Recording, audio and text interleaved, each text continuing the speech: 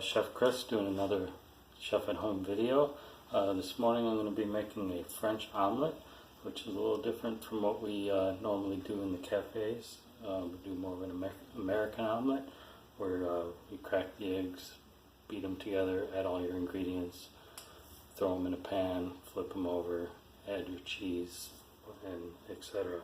With French omelet, it's a little different process. We're actually not flipping it. We're going to cook it on one side and then fold it together, and the residual heat will cook the remaining egg inside. So I've started with a preheated pan here. This is a smaller pan because we're doing just a 2-egg omelet. Don't want our heat too high, about a medium heat. We're going to be using some of the clarified butter that we made before. About a tablespoon in there should do. So get that melted in the pan.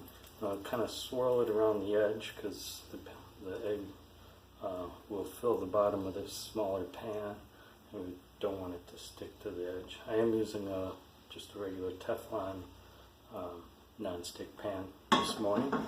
So now that we have that melted, swirled around, I've beaten 2 large eggs and put some salt and pepper in there.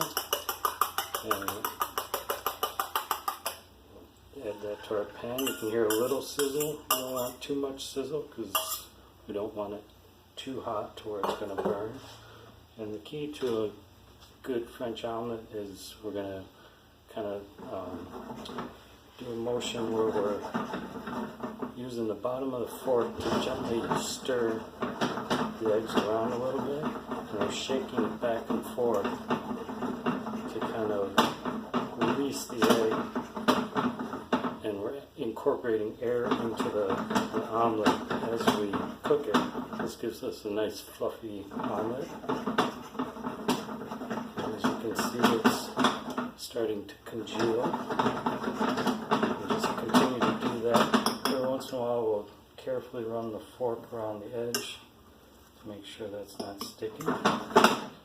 And just kind of swirl our egg back to get back in place. I've got some nice congealed egg here. It's starting to puff up a little bit.